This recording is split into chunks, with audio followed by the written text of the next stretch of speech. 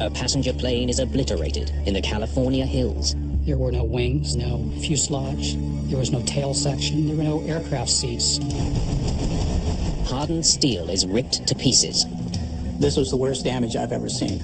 The wreckage paints a grim picture of the final moments of Pacific Southwest Airlines Flight 1771. The plane reached impossibly high speeds. They tell us that it actually broke the sound barrier. Passengers experienced crippling G-forces. We assessed the impact forces around 5,000 Gs. It would have been a horrifying experience, the final few seconds of their lives. Whatever brought down Flight 1771, investigators are certain of one thing. It was not an accident.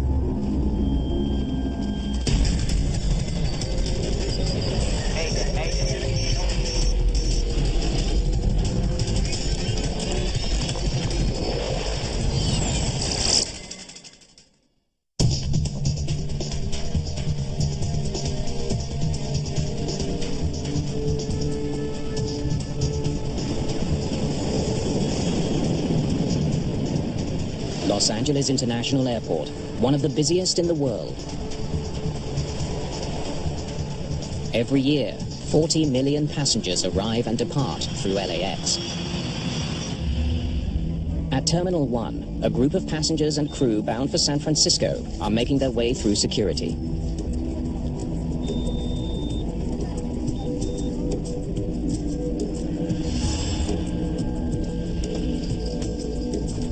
A short while later, they board Pacific Southwest Airlines Flight 1771. Pacific Southwest really was what we call a large regional airline at the time. Maybe set me out of the scotch on your way back? They had service in about 30 cities all over, mostly the western part of the United States. The flight from Los Angeles to San Francisco is one of the most popular routes at Pacific Southwest, also known as PSA. Among the 38 passengers are several PSA employees, including the airline's chief pilot. It's very common for airline employees to commute between cities for work, and so people would take a bus to work. Many airline employees take a plane to work. Captain Greg Lindemood has been flying with PSA for 14 years. The father of 3 is also a decorated combat veteran. Brakes. Brakes set. Flaps up. Spoilers retract. First Officer James Nunn only joined the airline the previous spring. He's also logged thousands of hours in the cockpit. Thrust levers.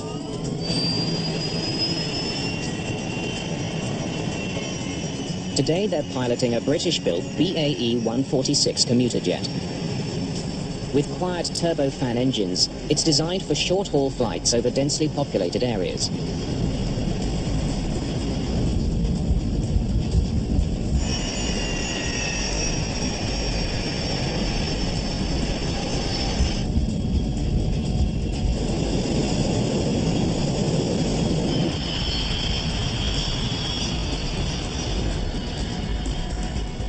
The flight to San Francisco will take just over an hour.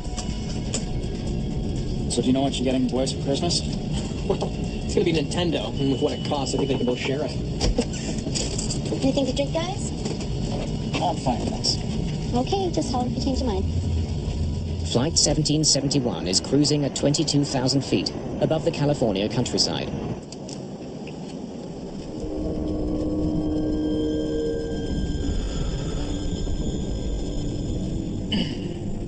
Can you ask him how it's been? Just over halfway through the flight, Captain Lindemood worries about the mild turbulence. Center, PSA 1771. Any reports on the ride ahead? We've had a little continuous light chop. PSA, this is Rocky Mountain Center. It's occupied. Oh my God, that was a gun. Yeah. The crew now has a much bigger problem on its hands. Squawk 77, we've had a gun fired on board the aircraft. You want to go to Monterey? Could you make it, sir?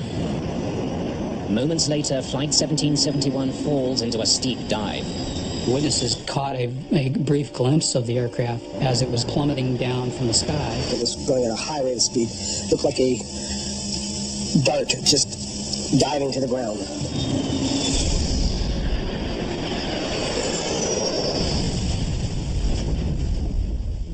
Flight 1771 crashes into an isolated hill 280 kilometers northwest of Los Angeles. Police get to the crash site and find a 30-ton airliner obliterated.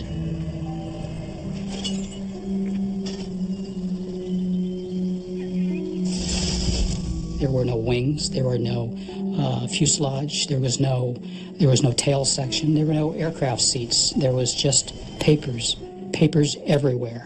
And the strong smell of aviation fuel. It doesn't take long for Sheriff Steve Bolts to reach a grim conclusion. No one has survived the crash. We're making a frantic search throughout this remote cow pasture looking for survivors, and we can't even find deceased human beings, much less human beings that had survived. Most catastrophic aircraft accidents happen on takeoff or landing. A shallow impact angle can sometimes leave large sections of the plane intact, giving passengers and crew a chance at survival. The 43 people aboard Flight 1771 had no chance at all. This is one of the worst air disasters in California history. Come on up here, guys. The day after the crash, investigators from both the National Transportation Safety Board and the FBI are on the scene. You ever seen anything like this? It's gonna be a long day, guys. We knew that gunshots had been heard by the air traffic controllers. Squad 77, we've had a gun fired on board the aircraft. If the reports of gunshots were accurate, then I realized immediately that we had crime aboard an aircraft, for which the FBI had primary jurisdiction. But the reports may not be accurate. The pilots and controllers may have been mistaken. Even though speculation about the gunman's identity is widespread, it's up to the NTSB to determine exactly what happened on Flight 1771. One of the things you have to avoid in accident investigation is preconceived notions. For example, most of us never turn on the radio, never watch television on the way to the scene, because even though you might not consciously be aware of it, you can get front-loaded with information, and when you get there, you may subconsciously start looking for things to substantiate that background. So you try to arrive on scene with a totally objective view of what's going on.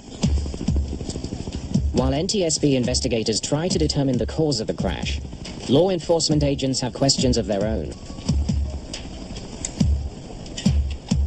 It's establishing who had motive, establishing who had access, establishing who was the intended victim. Right there. There should be somewhere right in there. The FBI is searching for evidence of a crime. The NTSB for clues about the crash. If they can recover the black boxes, they may find both. With the total destruction of the aircraft, I mean, you had limited amounts of information that you could gather from the wreckage. At this point, the most important thing is to get the cockpit voice recorder and get away from the speculation and see what the cockpit voice recorder tells us factually. The flight recorders tell the tale of what happens to the aircraft.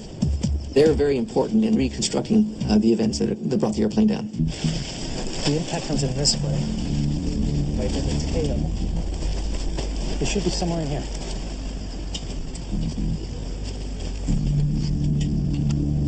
I think that's it.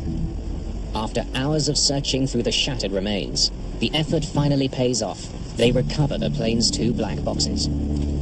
The first recorder that was recovered was the cockpit voice recorder, and that was recognized by its orange cover and all that. That was still, although badly mangled, was still recognizable as a recorder. The second black box has suffered even heavier damage. The flight data recorder captures critical information about the aircraft's performance. What a mess. What a mess. It had been so badly mangled, it wasn't recognizable as a flight data recorder. Both recorders will be sent to the NTSB laboratory in Washington. It is far from certain whether the data they hold can be successfully retrieved. Without it, investigators may never know what happened on Flight 1771. That's about the first thing you do when you get on scene, find the cockpit voice recorder. You can't overemphasize how important that was in this case, because we had no airframe left to work with. We really had no wreckage in the normal sense of the word. At the NTSB laboratory in Washington, Dennis Grossi examines Flight 1771's badly damaged cockpit voice recorder. The case itself was basically crushed. It was bent in like somebody grabbed it and pushed it together like that. And this is hardened steel, and we assessed the impact forces around 5,000 Gs just based on the deformation of the crash enclosure. The recorder, the aircraft, and everyone on board suffered an impact force 5,000 times the force of gravity. The world's best fighter pilots can handle a sustained force of 9 Gs. In a crash, the human body can sometimes survive 100 Gs for a split second. A force 50 times as strong is difficult to comprehend. Dennis Grossi knows the immense impact may have ruined any chance of hearing the last words from the cockpit of Flight 1771.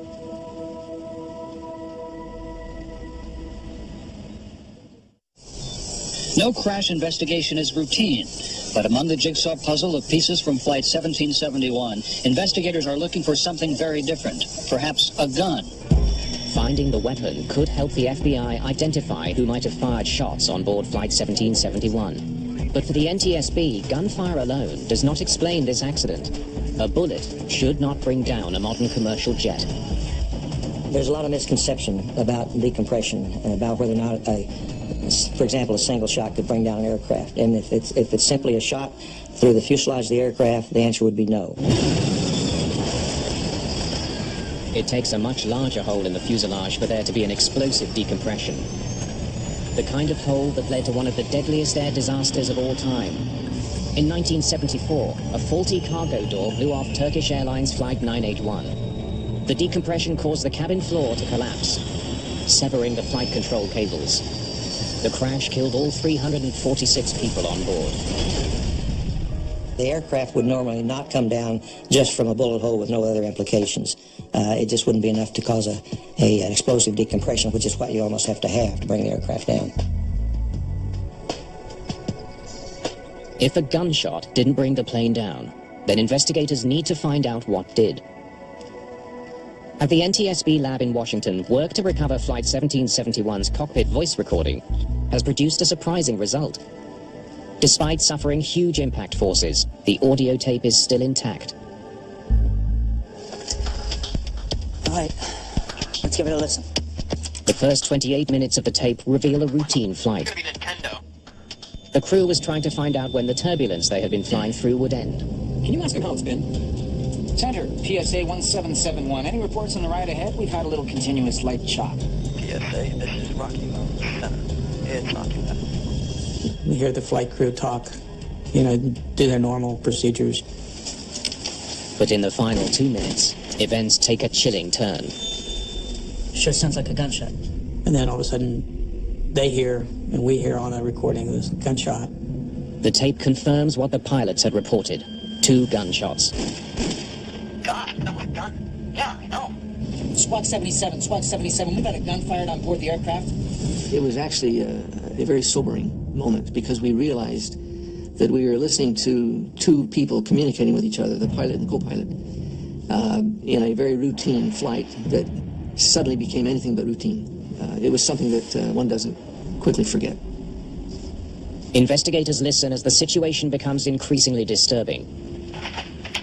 The door to the cockpit was heard open, and a female voice, presumably the flight attendant, was heard to say in a voice that was filled with alarm, "There's a problem, Captain!" And we heard a male voice, which we presumed to be the captain, saying, "What's the nature of the problem?" What's the problem?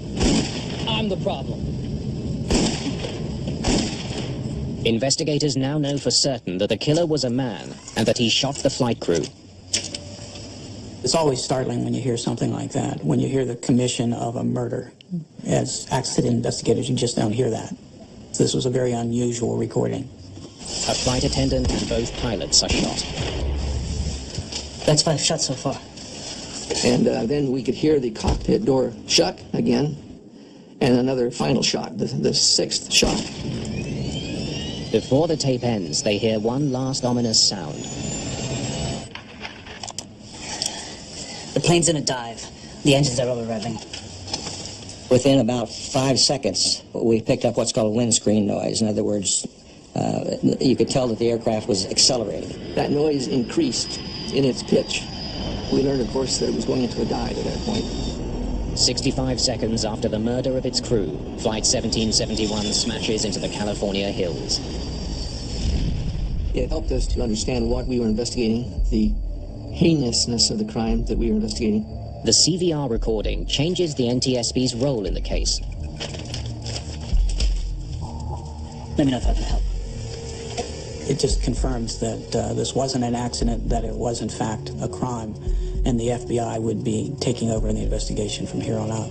The FBI, bear in mind, knows how to investigate crime. They don't necessarily know how to investigate an aircraft accident. So we would go ahead and do our normal investigative procedures and make that information available to the FBI.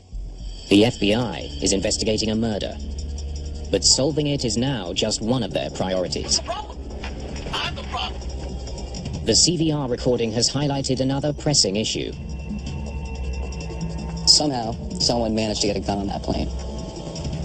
A weapon was smuggled through LAX, one of the world's busiest airports. Investigators wonder how the shooter managed to evade airport security. Let's find out how that guy got on the plane, all right? If the FBI can't find answers soon, more lives could be at risk. 2 days after the downing of Flight 1771, investigators are still combing through the wreckage for a piece of evidence rarely found at a crash site. A murder weapon. That's a hydraulic line, probably from the main gear. The search for the gun was very frustrating because we knew that played a major role in what had happened. We needed to know for sure that the gun was there. I mean, it's a supposition, pretty good supposition that there is a gun involved. We weren't sure that we would succeed because the field of debris was so wide and the impact had reduced the airplanes into so many small pieces. While the search for the gun continues in California, NTSB investigators in Washington try to determine what caused Flight 1771 to go into a sudden dive after the crew was shot. Dennis Grossi believes the answer may lie in the shattered remains of the FDR, the flight data recorder. The internal magazine that held the tape was the only part that was actually recovered. The rest was not recovered.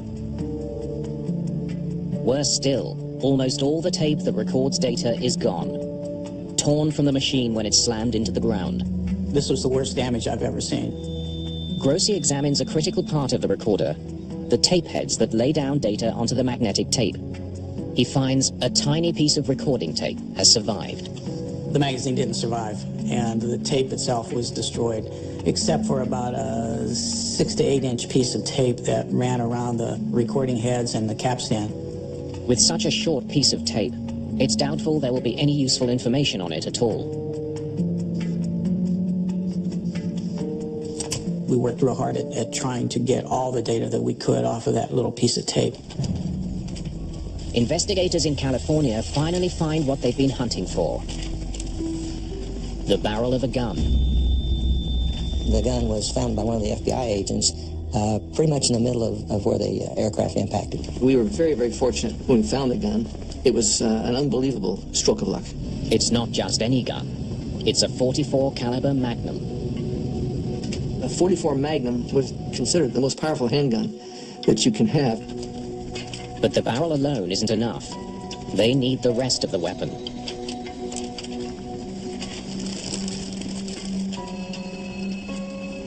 Fortunately, they find it. The cylinder with 6 spent cartridges. Its frame was very powerfully constructed, so for it to tear the barrel off just suggests the power of that crash impact. The shattered pistol leads to a morbid discovery. When we found what was left of the gun, there was a portion of the finger between the trigger and the trigger guard. That went back to the FBI lab in Quantico, Virginia. Lab analysis may help solve a mystery that hangs over the entire investigation. The FBI has a weapon, a crime scene, and 42 murder victims. What's missing is proof of the identity of the 43rd person on board, the killer. We, in our investigation today here at the site, have located a weapon, and that weapon is going to be examined, and of course any connection between it and the crime will be more fully developed. We needed to determine a motive for why someone would do such a thing. Somebody would have had to fire those gunshots, and there had to be a reason for it. It's part of the seat, part of the frame. Really, as far as the investigation on scene, it's totally NTSB, as far as the kick in the tin, if you will. But we were able to answer questions that might arise from the FBI investigators on scene. As I say, they don't have the expertise to know what to look for, but from the criminal aspects of it, they certainly know what to ask about. Part of a frame. At the crash site, the NTSB has recovered a piece of wreckage that could help explain what happened on Flight 1771. A fragment of a passenger seat. We actually found a seat that had a bullet hole in it. If they can determine exactly where the seat was located, then PSA's passenger seating records could give investigators the name of another one of the victims shot before the plane went down.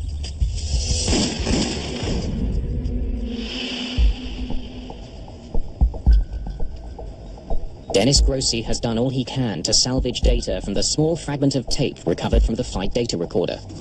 I was able to decode that little strip of tape, and I got the last seconds. It does contain data, but only 6 seconds worth. Investigators learned that in its final moments, the aircraft was operating normally, with no mechanical problems, except for one thing. Someone had pushed the control column forward, forcing the plane into a steep dive. The aircraft accelerated to the speed of sound. Went in from 22,000 feet with cruise power on all 4 engines. Investigators now understand why only very small pieces of wreckage were found at the crash site. When the aircraft hit at such a high speed, it impacted and basically compressed the Earth, and then it released and it blew everything back out of the hole. The heavy impact propelled some debris straight back into the air before it could be singed by the explosion. All the light material, all of the paper on the aircraft, any of the insulation material on the aircraft, all that light stuff got blown up into the air, and then the wind carried it for, I believe, miles. The fact that the plane was forced into a dive explains why PSA 1771 crashed so quickly. It also adds even greater urgency to the FBI investigation. Since it was almost certainly the killer's hand on the controls, this is now the worst mass murder in California history. But investigators still don't have enough evidence to be certain who the killer was, nor who he was trying to kill. Was it the work of a madman who wanted to commit mass murder? Or did the killer target one particular passenger and coldly sacrifice everyone else on board?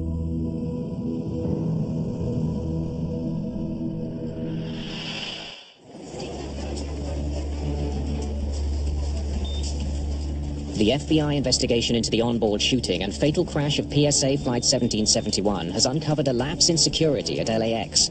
It may explain how a gun was smuggled onto the aircraft. Any number of people in the airport could bypass the security screening that was going on.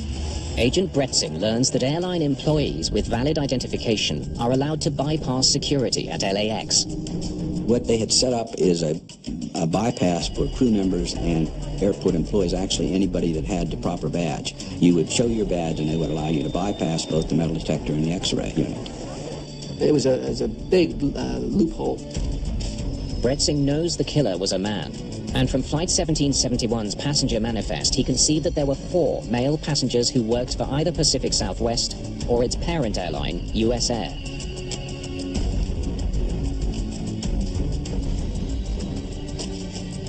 It's one of these guys. We suppose that he did in fact bypass security, carrying the weapon.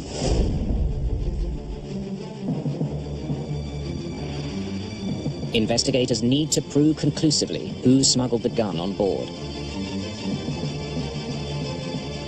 At the FBI laboratory, forensic specialists analyze the piece of skin found in the trigger guard. A technician is able to get a fingerprint from the skin fragment.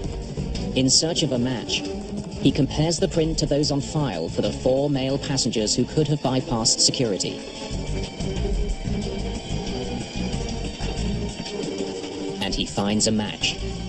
There was enough of the forefinger that they were able to peel open and then match it. Just days after the crash that claimed 43 lives, the FBI has positively identified their killer. That was a key element in the investigation. His name is David Burke. David Burke cleaned the airline. He was one of those employees who would go in after it landed and help to clean up the inside. Investigators now know David Burke smuggled a gun on board Flight 1771.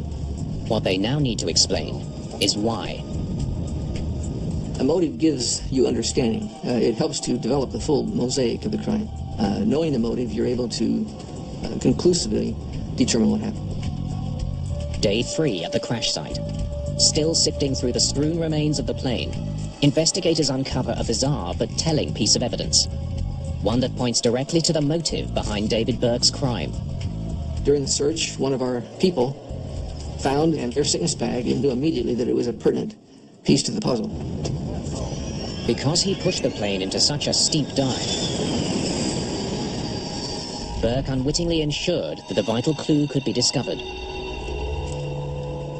The air sickness bag had a very ominous message pinned on it. Burke had written the unsigned note during the flight. He expressed a grudge against a man called Ray. Hi, Ray. I think it's sort of ironical that we end up like this.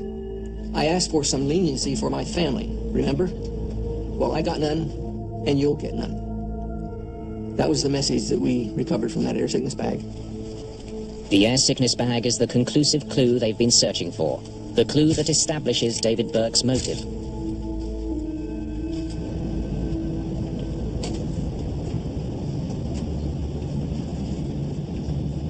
The Ray in the note is identified as Airlines station manager Ray Thompson. He worked for PSA's parent company, US Air. He was also David Burke's former boss.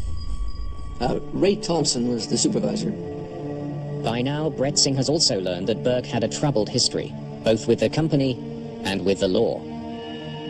Burke had worked for U.S. Air for 14 years, most of them at the airport in Rochester, New York. There was allegations of criminal activity when he was back in Rochester. Burke was someone they had watched carefully for narcotic trafficking and larceny. Allegations that Burke smuggled cocaine on commercial flights were never proven. Well, basically, he just apparently stayed one step ahead of us. But the bottom line is that he was in charge. He moved to the West Coast, presumably to kind of get away from the heat, if you would. But 3 weeks before the crash, Burke ran into more trouble.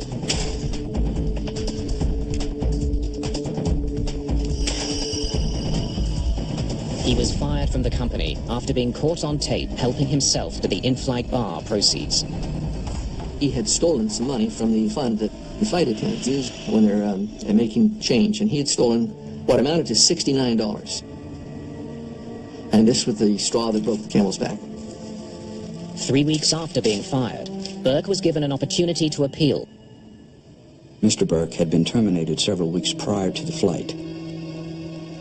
Thanks for coming in, David. He then came back for an appeal hearing on the day of the flight. I've reviewed your file. He was terminated by Ray Thompson. Your appeal, it's been denied. Under intense financial pressure, Burke was near the end of his rope. Why you gotta be such a jerk? That termination interview was not a placid one.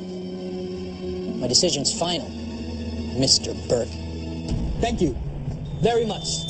As he left Thompson's office, Burke made a remark that hinted at plans for revenge. The secretary had said, David, I hope you have a nice day. And David Burke, the suspect, paused at the door, turned to her and said, Oh, I plan to have a very nice day. When he was fired, he still had his credentials. Got to remember, this was 1987. Security was a lot different than it is now. You got there? Investigators now know that in the days leading up to the crash, David Burke went from a grieved ex-employee to a man coldly planning murder. Now they need to find out all they can about his movements on the day of the crash. What can you tell me about David Burke? After his meeting with Thompson, he went to his locker, possibly to get the gun. But he went to his locker the day of that flight, prior to the flight. Whether he retrieved his gun from the locker or not, we are not sure. Instead of returning to the office, Burke decided to buy a ticket for Flight 1771, a flight he knew Ray Thompson would be on. Ray Thompson lived in San Francisco, and he flew regularly on that flight to return to San Francisco at the end of the day. It was common knowledge among the employees that Ray Thompson would be on that flight. Why Burke opted to kill so many others along with his former boss is a question that defies rational explanations. The average person certainly would not act with the rage and the vengeance that had to consume David Burke prior to this act. One can only imagine that there must have been something else wrong with David Burke. He just decided to take it out as an act of revenge against the company. I don't know that there's any other motivation that we can come up with. It's clear Burke's attack on Flight 1771 was meticulously planned. But exactly how events unfolded once his rampage began is still uncertain.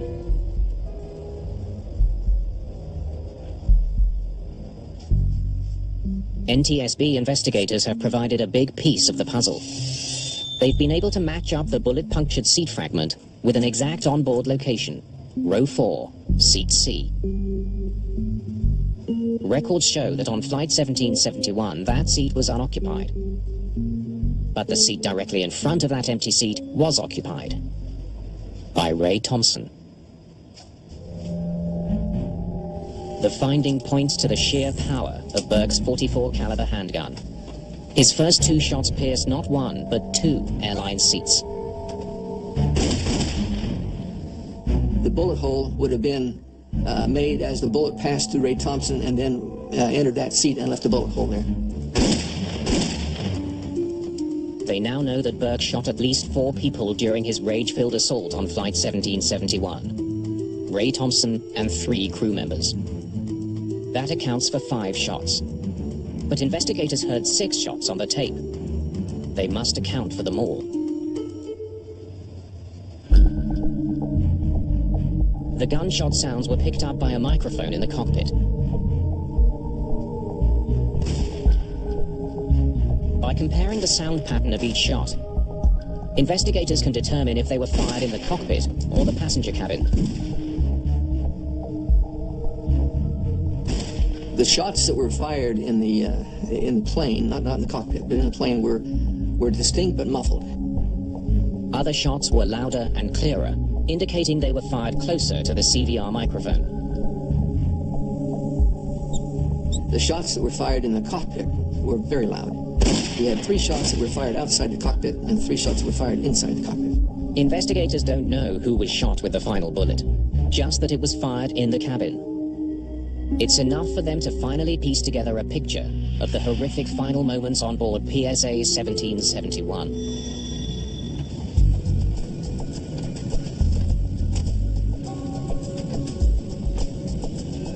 What the hell?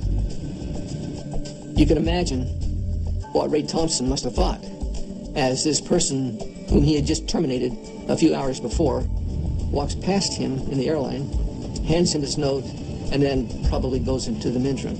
And he's reading this note with its ominous message. Next, they hear the sound of the lavatory door opening. So we're assuming that he handed Ray the note, went into the restroom, where he took out the gun, came back out, we heard the door close again just before the shots.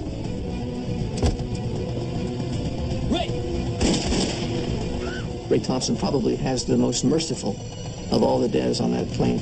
In less than a minute, a routine flight has become a nightmare. There's a problem, Captain. What's the problem? He was very careful. He had done the planning thus far fairly well, and we believe he followed through with that plan. I have a problem.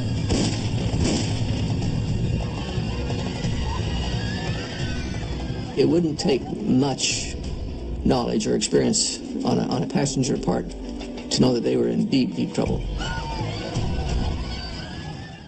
There's a problem, Captain.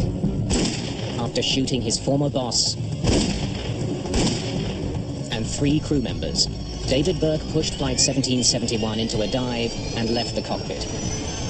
The airline's chief pilot was now the only person on board who could pull the plane out of the dive. An off-duty pilot may have been moving himself forward to try to render whatever assistance he could once he realized something drastic was happening. What the hell are you doing? You gotta let me in there. Don't do this. Come on. But Burke had 1 bullet What left. the hell are you doing? That may have accounted for the 6th shot. There are some who speculate that David Burke was taking his own life. The evidence suggests otherwise. Had David Burke been taking his own life, the gun would have fallen from his hand after he had shot himself. But since a fragment of Burke's fingertip was recovered from the trigger guard, Bretzing reasons that the killer was alive, holding onto the gun until the very moment of impact.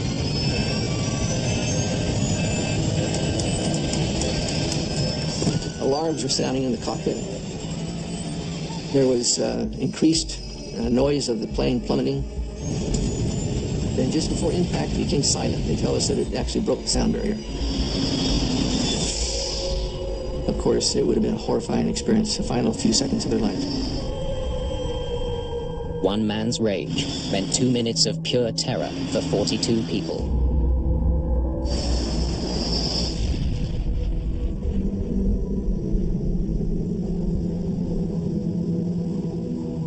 The FBI believes one man was responsible for the crash of PSA Flight 1771 in the hills of San Luis Obispo County, in which all 43 on board were killed. With all of the evidence that we have recovered here, that we would have more than sufficient to charge David Burke with the violation of the air piracy statute. The unprecedented crime is solved.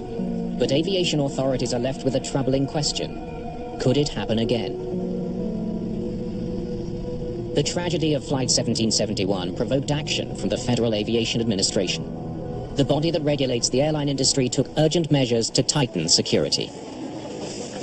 The FAA came out and canceled the bypass authority, so therefore air crews and employees would have to go through the normal screening as any passenger would. Now it's required that any employee that leaves an airline, whether they've been fired or quit or retired or whatever, must turn their credentials in immediately. Getting on an aircraft with a gun now, I won't say it's impossible, but it's next to impossible. But the new measures would not prevent the world's deadliest hijacking incident. The 9/11 attacks would usher in sweeping new airline security procedures. After 9/11, several security gaps were certainly plugged. There are now federal air marshals on board many domestic U.S. flights. These are armed officers that are on flights in plain clothes. Cockpit doors have been reinforced with Kevlar, and they stay locked throughout all flights. The doors were built so that they're very hard to get through. They're ballistically sound. If David Burke was on a plane today, when he got to the cockpit, he couldn't have gotten in with the weapon he had, so he would have been able to still injure or kill people in the back, but he could not have brought the plane down. Finally, many domestic airline pilots are now allowed to carry firearms. All of these measures have made flying safer, but nothing can completely eliminate the risk of another David Burke. Well, in my view, aviation security has been heightened tremendously. But we still have a ways to go, and aviation will always be a target.